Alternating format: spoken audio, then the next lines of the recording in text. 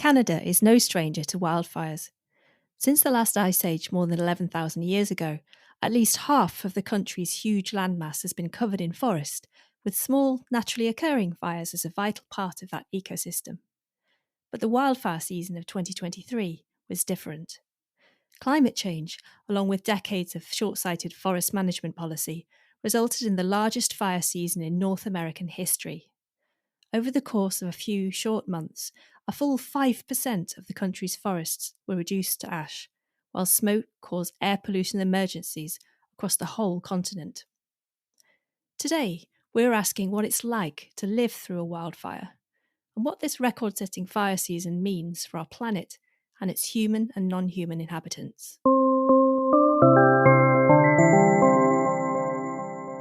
You're listening to Loud Numbers, a data sonification podcast. I'm Duncan Gear, and together with my co-host Miriam Quick, we put together stories made from data and sound.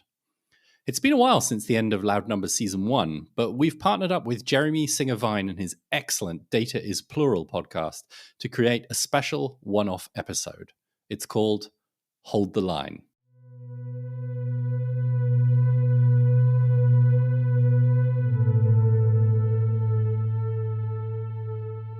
We've got a special guest joining us for this episode.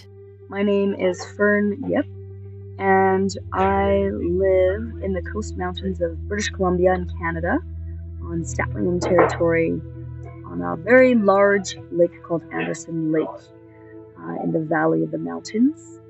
And I live here off-grid and run a wilderness school, a nature wilderness school out here called Earthkin. That's Earthkin. Living off-grid means that Fern's internet connection isn't the best. But we wanted to get her voice into this episode because this year she experienced firsthand what it's like to have a wildfire threatening your home. Now let's be clear from the start. Wildfires are a natural phenomenon, very much part of the ecosystem in a lot of Canada.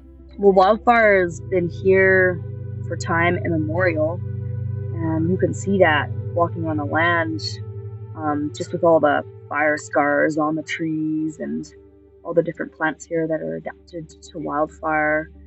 But those fires are changing. Yeah, there's definitely been just an increase in both frequency, and I think the main thing is in intensity. There's just been such a huge fuel load that's been building over the decades, with all of the fire suppression efforts that have happened across British Columbia due to various policy reasons. And I mean, it feels like a tinderbox at times when you're walking through the forest in the dry months, and those dry months are extending even longer into the year on either end. Yeah, what I've noticed is just a lot more hearing about devastating, super intense fires, and just this past summer having a very large scale, very intense fire pass directly through my home. Fern and her friends chose to stay and try to defend their property. For 3 days, they held the line against the wildfire, cutting fire breaks, digging trenches, extinguishing small fires that made it inside their perimeter. The authorities were focusing their efforts on protecting a nearby town, and so they were largely on their own. Our main tools were, we had some fire hose, so we had a little bit of water, and pickaxes, and we just didn't really know what we were doing. It was kind of like battling an unknown enemy. And what fighting that fire demanded was just everything we had to give, like all of our energy, all of our wakeful hours, all of our strength.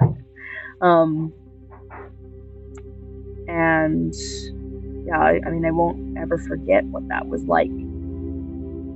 We probably had 12 people at the ground at all times, working round the clock with no sleep and barely a moment to take a rest or even eat. And that continued for, I would say, a full 72 hours of continuous effort. It almost feels like it's like a living beast that's crawling towards you with these big fiery flames, eating up all of the stuff on the ground and having trees burst into flames, and you're doing your best to essentially hold your line through a lot of physical labor and effort. The sound of trees just suddenly bursting into flame in seconds is very loud and disturbing. It's just like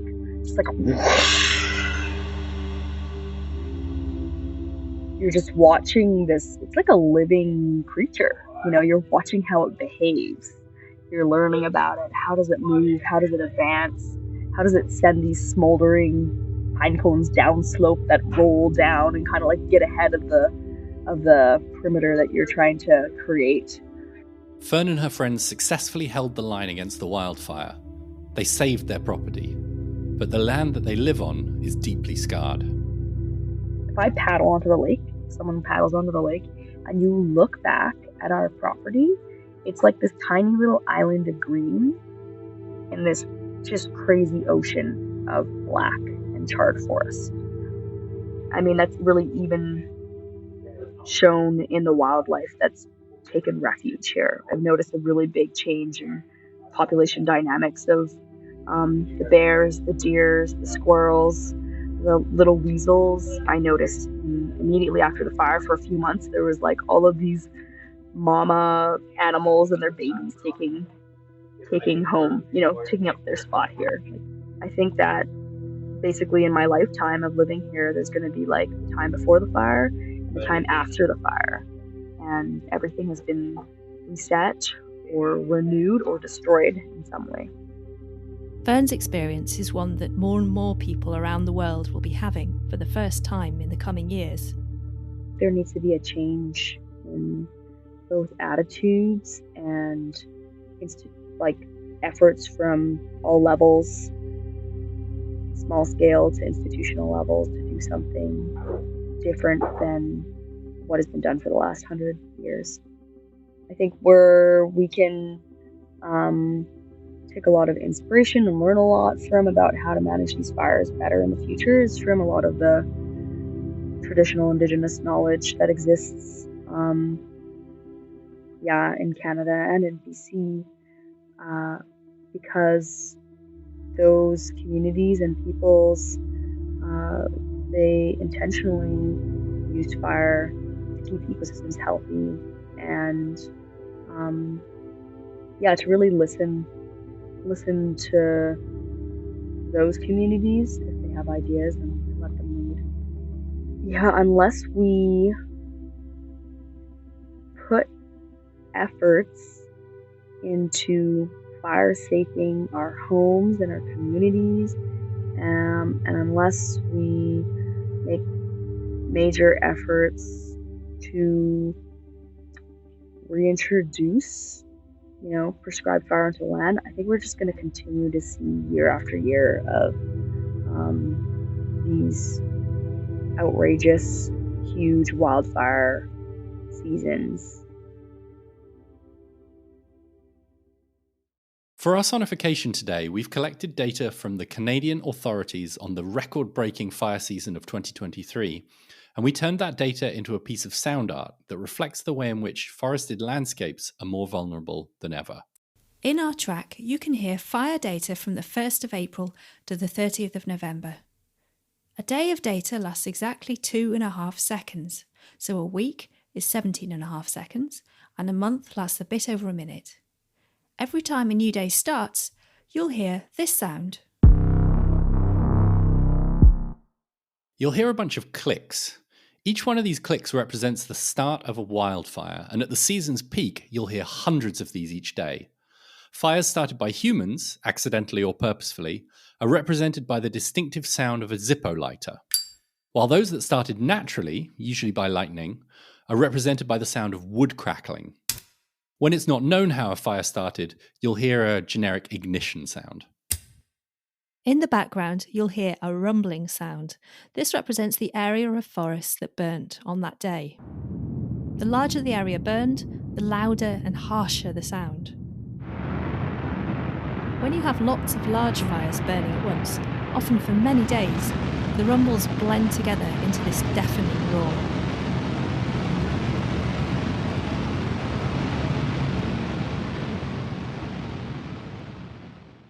You'll hear some musical notes in there too. These represent the cumulative area burned over the whole season. As more forest burns, more notes are added.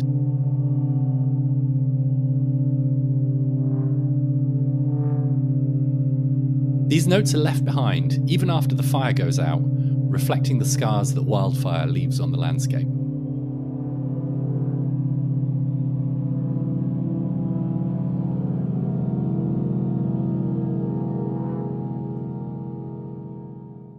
Finally, you'll hear Fern again.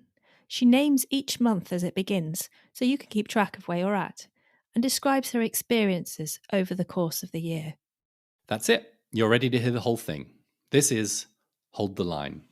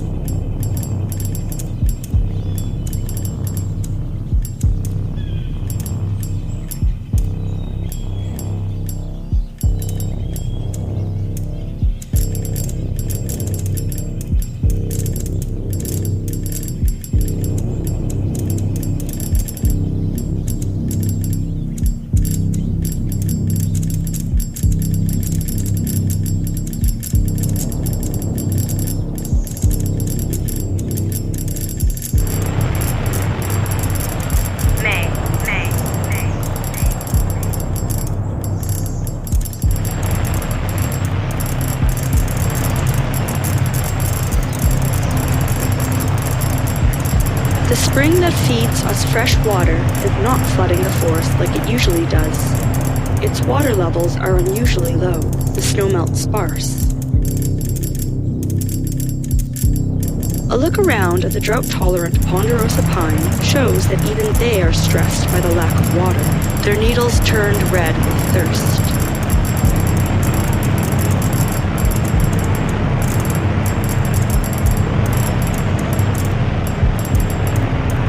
I worry about the spring drying up.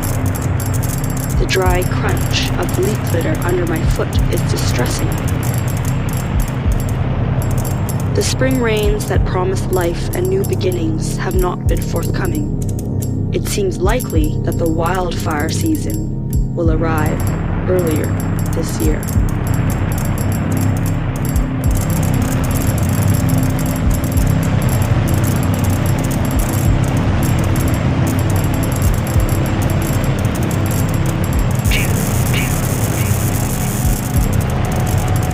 Already the wildfire season is upon us.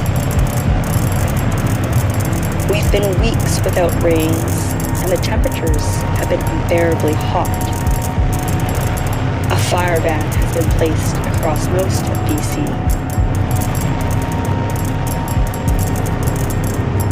The Saskatoon berries made a poor crop this year. A few sad and pathetic berries hang from the end of their branches.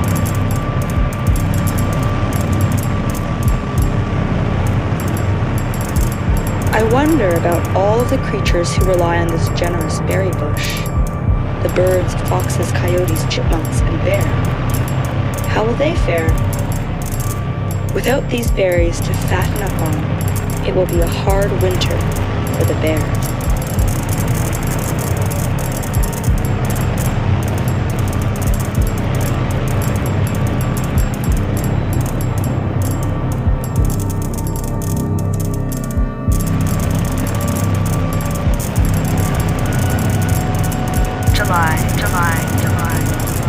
During a hiking trip, we're caught in a lightning storm and spot distant smoke. From then on, it feels like we're at war. Helicopters roar past, and the sky turns an apocalyptic red.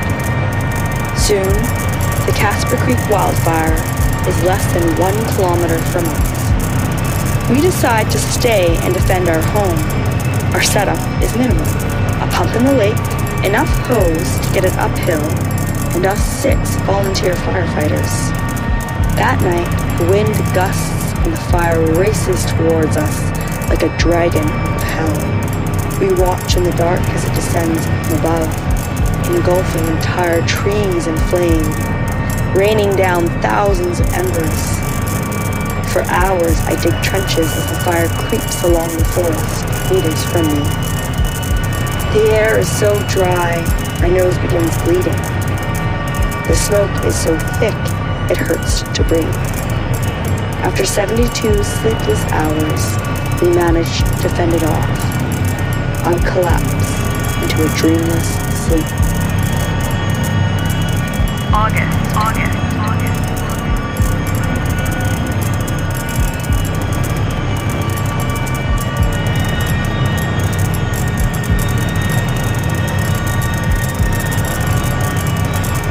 When I walk into the forest, my feet sink into a foot of ash. I find places I know well completely transformed. There are no white blooms of ocean spray, green leaves of mock orange, or open canopy of pines. Instead, a gray and black expanse of charred shrub and tree trunks surrounds me.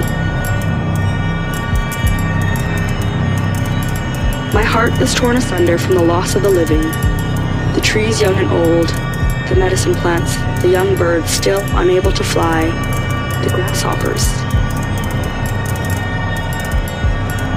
I know that these lands will be renewed next spring, but the grief sits heavy.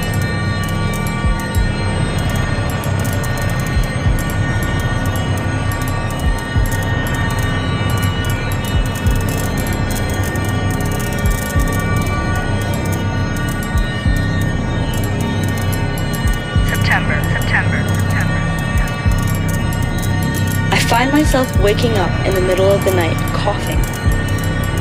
The Casper Creek wildfire continues to burn in the valley to the north, and the plumes of smoke are carried down slope to my lungs. My voice is no longer husky, but my lungs are still sensitive. I take herbs to help soothe them, mullein, campaign, coltsfoot, but with all the smoke, I keep on coughing.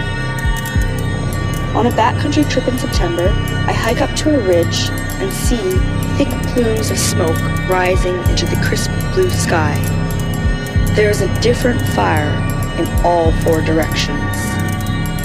It seems like the whole world is on fire.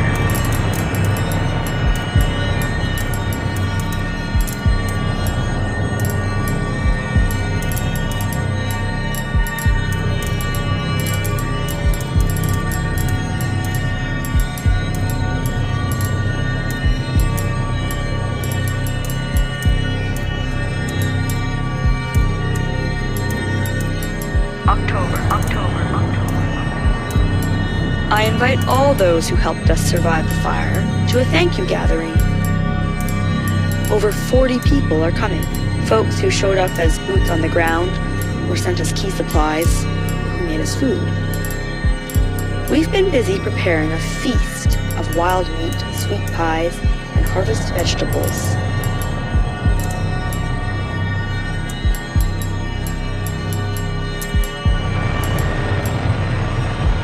When everyone assembles, we celebrate our successes and share our sorrows by telling the story of the wildfire.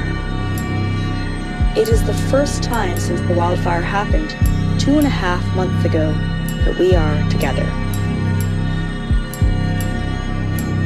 The wildfire fighting stories bring forth laughter and tears from everyone. That night, we danced the fire, letting our bodies move us through the story of battle.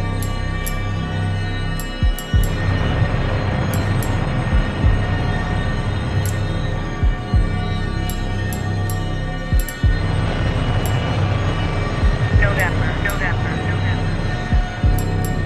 The rains rains have finally come and have quelled the wildfires.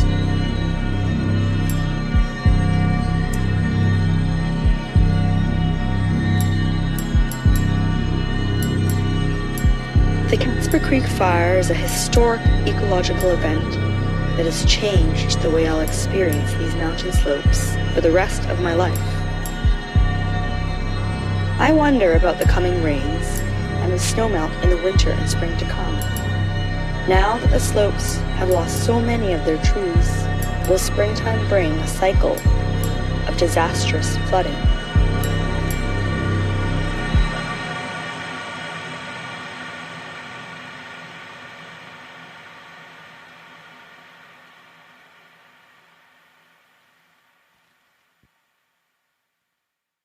This sonification was created by Miriam Quick and Duncan Gear.